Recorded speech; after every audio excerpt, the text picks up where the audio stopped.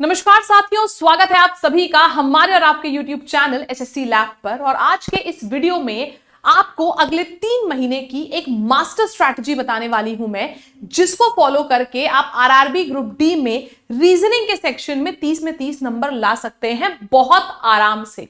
तो आज के इस वीडियो को पूरा एंड तक देखिएगा, क्योंकि इस वीडियो में रीजनिंग में 30 में 30 कैसे लाए जा सकते हैं मात्र 3 महीने के अंदर, उसका एक जादुई सीक्रेट मैंने बता रखा है। तो आइए चलिए शुरू करते हैं आज के सेशन के संग। आप लोग को ना मालूम है तो मैं बता दूं, मेरा नाम स्वप्निल अग्रवाल है और मैं यहाँ पे अपने चैनल पर रीजनिंग की टीचर हूं और डेली बेसिस पे आप लोगों के लिए 12 बजे रीजनिंग का प्रैक्टिस सेट भी लेके आती हूं। तो आइए चलिए शुरू करते हैं। 30 में 30 नंबर कैसे ला सकते हैं? तो अगर मैं बात करती हूं एग्जाम की डेट्स की, तो एग्जाम की डेट तो अभी नहीं आई है, लेकिन हाँ फॉर्म फिलिंग 1 तारीख तक थी, जो कि आप में से सभी ने फॉर्म अब भर दिया है। फॉर्म भर दिया है, अब तैयारी के लिए आपको हो जाना है बहुत ज्यादा सीरियस। जहां तक कि माना जा रहा है कि हमारा जो पेपर है वो जुलाई अगस्त के करीब होगा, तो हमारे पास आराम से 4 से 5 महीने का समय है। लेकिन हम आराम करेंगे नहीं, क्योंकि ऐसा अनुमान लगाया जा रहा है। हम मान के चलेंगे कि हमारा पेपर 3 से 4 महीने में है, इसलिए मैं 90 डेज यानी कि 3 महीने की ये स्ट्रैटेजी लेके आई हूं। देखिए, किसी भी सब्जेक्ट में अगर हमें फुल स्कोर करना है ना, तो हमें यह पता होना चाहिए पहली चीज कि उसका वेटेज कितना है। तो आपके एग्जाम में साइंस के पूछता है 25 सवाल 25 क्वेश्चंस 25 नंबर के, मैथ्स में पूछता है 25 क्वेश्चंस 25 नंबर के, रीजनिंग होती है सबसे ज्यादा 30 क्वेश्चन 30 नंबर, और साइंस के आते general awareness and current affairs के आते हैं 20 क्वेश्चन 20 नंबर के। तो सबसे ज्यादा वेटेज रहता है रीजनिंग का। और अगर आप रीजनिंग में फुल ले आते हो तो आपका जो स्कोर है 100 में से, ये तो आपको पता है कि 100 में से हमको सिलेक्शन के लिए कम से कम 75 से प्लस चाहिए। तो 100 में से जो आपको 75 या मैं कह रही हूं 80 नंबर लाने हैं ना बेटा, तो 80 में से 30 तो आपके रीजनिंग के ही हो जाएंगे। बचे हुए 50 3 सब्जेक्ट से आराम से आप ला सकते हैं। तो मैं यहां पे इसीलिए रीजनिंग पे स्पेशल फोकस करने वाली हूं। तो अब देखो, एग्जाम के अकॉर्डिंग जो इन्होंने ऑफिशियल नोटिफिकेशन में निकाला, उसका तो इन्होंने रीजनिंग का सिलेबस बस इतना सा बताया, मात्र इतना सा ले दे के हमारे पास वही कुछ 15-20 टॉपिक्स इन्होंने बता दिए रीजनिंग के सिलेबस में। लेकिन क्या रीजनिंग का सिलेबस सिर्फ इतना होता है? अगर आप रीजनिंग के प्रीवियस ईयर पेपर उठा के देखो, चाहे आप एनटीपीसी का उठा लो, चाहे आप जेई का उठा लो, चाहे आरपीएफ का, या चाहे तो ग्रुप डी का उठा लो, रीजनिंग का जो सिलेबस ये देते हैं नोटिफिकेशन में और जो सवाल पूछते हैं, उन दोनों में बहुत डिफरेंस होता है। तो ये है पेपर वाली रियलिटी, और एग्जाम की जो रियलिटी है वो आइए मैं आपको बताती हूं। आपका रीजनिंग का सेक्शन डिवाइडेड होता है 3 तरीके में। पहली आती है वर्बल रीजनिंग, दूसरी आती है नॉन वर्बल, और तीसरी आती है लॉजिकल रीजनिंग। वर्बल रीजनिंग जिसमें कि हमारे टॉपिक्स जैसे कि number series, letter series, blood relation, distance direction, दिशा एवं दूरी, ये सारे सवाल हमारे वर्बल रीजनिंग में आते हैं। और 30 में से सबसे ज्यादा वेटेज इसका रहता है। 18 से 20 सवाल आपके सिर्फ वर्बल रीजनिंग से बनते हैं। क्या क्या टॉपिक्स आते हैं इनमें ये भी बताऊंगी, अभी किस टॉपिक से कितने क्वेश्चंस आते हैं ये भी बताऊंगी, और किस टॉपिक को कितना दिन देना है कि 90 दिन में तैयारी हो जाए ये भी बताऊंगी। सारी चीजें बताऊंगी इस सेशन में। फिर आती है हमारी नॉन वर्बल रीजनिंग, जिसमें आते हैं फिगर से रिलेटेड सवाल, जैसे कि लुप्त फिगर को ढूंढना है, या एक बड़ा सा फिगर है उसमें छोटे छोटे फिगर्स को ढूंढना है। फिगर सीरीज का सवाल हो गया, embedded figure, mirror image, water image हो गया, कुल कितने आकृति के अंदर कुल कितने ट्राइंगल्स हैं या कुल कितने स्क्वायर हैं, यानी कि फिगर काउंटिंग, ये सारे क्वेश्चंस आ जाते हैं हमारे नॉन वर्बल रीजनिंग में। फिर आती है हमारी लॉजिकल रीजनिंग, जितने भी कथन से संबंधित सवाल होते हैं। रेलवे की खासियत है कि वो कथन से संबंधित सवाल जरूर पूछता है, जैसे कि कथन निष्कर्ष और cause and effect, decision making, data sufficiency, ये सारे सवाल पूछता है। तो 3 से 4 क्वेश्चंस आपके इससे पूछे जाते हैं। सबसे ज्यादा वेटेज अगर देखा जाए तो वर्बल रीजनिंग के आते हैं 19 से 20 सवाल, नॉन वर्बल के 4 से 5 सवाल, एंड लॉजिकल रीजनिंग के भी 4 से 5 सवाल। तो हमारा सबसे पहला फोकस यह है कि हमारे जो 30 नंबर आते हैं रीजनिंग के, उसमें से जो 20 नंबर वाला है वर्बल, वो हम सबसे पहले निपटाएं। 30 में से 20 का तो इंतजाम यहां से हो जाएगा, बाकी 10 का इंतजाम इन दोनों से होगा। तो पहले हम इस 20 नंबर वाले के पीछे भागेंगे, क्योंकि यहां पे फुल नंबर 100% आते हैं लोगों के। यहां पे सिलेबस बड़ा इंटरेस्टिंग होता है, तो बड़ी मजा आती है पढ़ने में, और यहाँ पे वेटेज सबसे ज्यादा होता है। आइए अब देखते हैं verbal, non verbal and logical, इनमें क्या क्या टॉपिक्स आते हैं। तो वर्बल रीजनिंग की अगर मैं बात करूं, उसमें टॉपिक्स आता है जैसे कि आपका एनालॉजी, जितने भी इस तरीके के सवाल हो गए, 2/3 है अगर तो 4 से क्या होगा, ये सवाल जो है सिमिलैरिटी के एनालॉजी वाले। फिर ऑड वन आउट, विषम का चुनाव करना, coding decoding, series, missing number यानी कि लुप्त संख्या। फिर आता है हमारा सिलॉग्स, कथन और निष्कर्ष। फिर आता है ब्लड रिलेशन, रक्त संबंध, वेन आरेख, दिशा एवं दूरी, अरिथमेटिक रीजनिंग यानी कि अंक गणितीय तर्क, जिसमें कि आपके एजेस से रिलेटेड क्वेश्चंस पूछता है। आपने देखा होगा अक्सर ही कि हमको एज के क्वेश्चंस मिलते हैं पेपर में, तो पेपर में जो एज के सवाल होते हैं वो रीजनिंग के होते हैं, मैथ्स के नहीं। फिर आता है हमारा mathematical operation, order and ranking, शब्द की व्यवस्था, कैलेंडर और क्लॉक, सिटिंग अरेंजमेंट और पजल। ये सारे टॉपिक्स आते हैं हमारे वर्बल रीजनिंग के, और इनमें से ही आपके ये 19 से 20 सवाल जो है वो इन टॉपिक से मिलके बनते हैं। ये 10-15 टॉपिक से मिलके 19 से 20 सवाल बनते हैं, क्योंकि जैसे सीरीज है, एनालॉजी है, इनमें एक से ज्यादा सवाल पूछता है। किस टॉपिक से कितने पूछता है वो भी अभी बताऊंगी। फिर आता है non verbal reasoning. Non verbal reasoning अभी मैंने बताया जितने भी फिगर से संबंधित सवाल होते हैं, जैसे कि आपका क्यूब्स एंड डाइस है, मिरर इमेज, वाटर इमेज है, एक आकृति दे रखी है, उसके 3/4 हिस्सा दिया होगा, आखिरी वाला पता करना है, फिगर कंप्लीशन का सवाल। एम्बेडेड फिगर, बड़ी फिगर में से छोटी सी फिगर को ढूंढना। पेपर कटिंग फोल्डिंग, कागज को मोड़ा मोड़ा फिर खोला तो कैसा दिखेगा। फिगर काउंटिंग, एक आकृति दे रखी है, उसके अंदर गिनना है कुल कितने त्रिभुज हैं, तो ये आपका हो गया फिगर काउंटिंग। और सीरीज, नॉन वर्बल सीरीज यानी कि फिगर सीरीज आपकी आती है नॉन वर्बल रीजनिंग में। फिर आता है हमारा लॉजिकल रीजनिंग। अब लॉजिकल रीजनिंग में मैंने पहले ही कहा था जितने भी कथन से संबंधित सवाल होते हैं, जैसे कि हमारे पास डेटा सफिशिएंसी, डेटा पर्याप्तता, ठीक है, जिसमें कि हमें बताना होता है कि किससे आंसर आएगा। फिर आता है डिसीजन मेकिंग, निष्कर्ष, कथन और निष्कर्ष, कथन और धारणा, कारण और प्रभाव, ये हमारे आ जाते हैं लॉजिकल रीजनिंग के अंदर।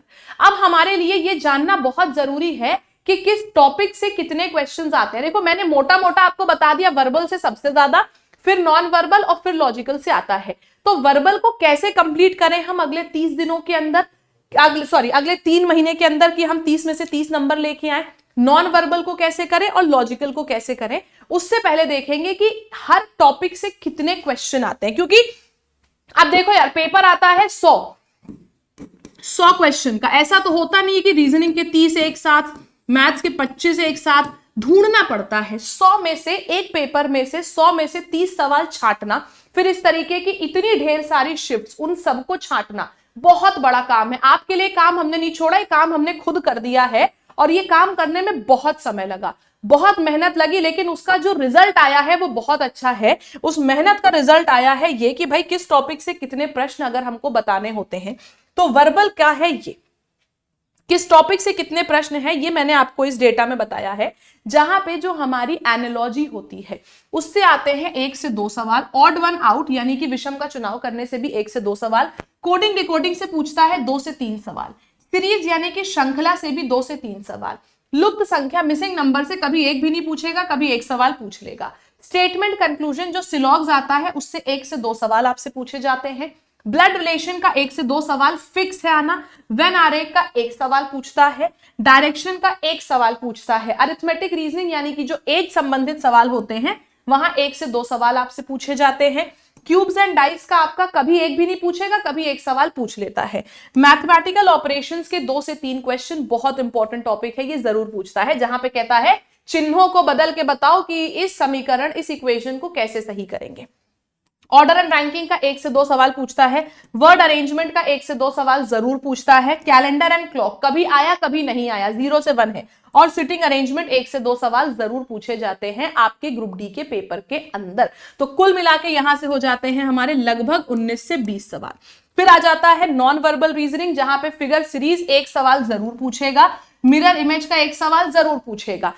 तो हमारे 4-5 जो आते हैं नॉन वर्बल में से, उनमें से ये 2 तो श्योर है। अब बचे हुए 2 से 3 सवाल इनमें से किसी भी टॉपिक के हो सकते हैं। कभी फिगर काउंटिंग पूछ ले, पेपर कटिंग पूछ ले, बाकी 2 ना पूछे, कभी इन दोनों को छोड़ के ये दोनों पूछ ले। तो इनमें से हो सकता है आए, हो सकता है ना आए, लेकिन मिरर इमेज, वाटर इमेज और सीरीज ये दोनों जरूर पूछता है नॉन वर्बल में से। फिर आते हैं लॉजिकल रीजनिंग में से डेटा सफिशिएंसी का एक क्वेश्चन आएगा, स्टेटमेंट कंक्लूजन कथन और निष्कर्ष का एक सवाल आएगा, कथन और धारणा का एक सवाल आएगा। तो 4 में से 3 क्वेश्चंस तो आएंगे। उसके बाद आपका एक सवाल शायद decision making, cause and effect इनमें से आ जाए। तो आपका जो पूरा सिलेबस है उसमें से किस टॉपिक से कितने सवाल पूछता है 30 में से, वो भी मैंने आपको बता दिया। क्या सिलेबस है बता दिया, किस टॉपिक से कितने सवाल पूछता है ये बता दिया। अब आती है बात मेन कि 90 डेज का जो हमारा शेड्यूल है वो क्या होगा। देखो बेटा 90 दिनों में हमें 30 में से 30 की तैयारी करनी है, जिसमें से हमारे पास टॉपिक्स बहुत ढेर सारे हैं। तो अब इन 90 दिनों को मैंने डिवाइड किया है 3 पार्ट्स में कि हम सबसे पहले करेंगे वर्बल रीजनिंग, फिर हम करेंगे नॉन वर्बल रीजनिंग और बाद में आएंगे लॉजिकल पर। सबसे पहले वर्बल, क्योंकि सबसे ज्यादा वेटेज इसका होता है।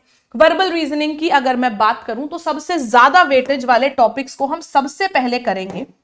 सबसे पहले हम उठाएंगे analogy, odd one out, coding decoding और सीरीज। ये 4 ऐसे चैप्टर्स हैं जो सबसे ज्यादा वेटेज हैं और हर एक चैप्टर को आपको कम से कम 5 दिन का समय देना है, क्योंकि प्रैक्टिस इसमें बहुत होगी। एनालॉजी के अंदर ही 4 प्रकार आते हैं, नंबर, लेटर, वर्ड और फिगर। ठीक है, तो आपके पास 4 प्रकार के तो एनालॉजी आती हैं, तो 5 दिन का समय एनालॉजी को देना है। फिर ऑड वन आउट को भी 5 दिन का समय। कोडिंग डिकोडिंग बहुत टाइप के क्वेश्चन होते हैं तो 5 दिन कोडिंग डिकोडिंग को अच्छे से देना है। फिर सीरीज को 4 दिन, मिसिंग नंबर और सिलॉग्स और ब्लड रिलेशन, इन चारों टॉपिक्स को हमें 4-4 दिन का समय देना है। वेन डायग्राम थोड़ा सा हल्का टॉपिक है तो इसको अगर हम 3 दिन का समय देते हैं तब भी हम अच्छे से प्रैक्टिस कर ले जाएंगे। फिर आ जाता है हमारा सिटिंग अरेंजमेंट, काफी बड़ा टॉपिक है, अलग अलग टाइप के क्वेश्चंस होते हैं, तो 5 दिन का समय देना है आपको सिटिंग अरेंजमेंट को। डिस्टेंस एंड डायरेक्शन यानी कि दिशा एवं दूरी, 3 दिन का समय देना ही देना है, कई टाइप के क्वेश्चंस आते हैं। अरिथमेटिक रीजनिंग जिसमें हमारे एज से संबंधित सवाल होते हैं, कभी कभी आपके क्वेश्चन कुछ इस प्रकार के भी होते हैं, इतने लोगों ने हैंडशेक किया तो कुल बताओ कितने लोग थे, तो अरिथमेटिक से संबंधित सवाल पूछे जाते हैं रीजनिंग में, उसके लिए आपको कम से कम 3 दिन का समय चाहिए। क्यूब्स एंड डाइस आसान टॉपिक है, 2 दिन में हो जाएगा। मैथमेटिकल ऑपरेशंस कई टाइप के सवाल है, 3 दिन आपको पढ़ना ही पढ़ना है। वर्ड अरेंजमेंट आपका 2 दिन में आराम से हो जाएगा। और फिर आता है कैलेंडर एंड क्लॉक, यहां पे आपको 2 नहीं, यहां पे मैं कहूंगी कि 3 दिन का समय दो, क्योंकि 2 दिन में कैलेंडर पढ़ लेना, 1 दिन में क्लॉक, काफी है उतना, क्योंकि ये पूछने के संभावना बहुत कम है आपके पेपर में, बहुत कम संभावना होती है क्लॉक एंड कैलेंडर के आने की। ये खत्म करने के बाद फिर हम आएंगे नॉन वर्बल रीजनिंग पे। नॉन वर्बल रीजनिंग में जो नॉन वर्बल सीरीज होती है ये बहुत डिफिकल्ट होती है, टाइम टेकिंग होती है, तो 4 दिन इसकी प्रैक्टिस करना अच्छे से। फिगर काउंटिंग के अंदर बहुत टाइप के सवाल होते हैं तो उसकी भी 4 दिन प्रैक्टिस करना।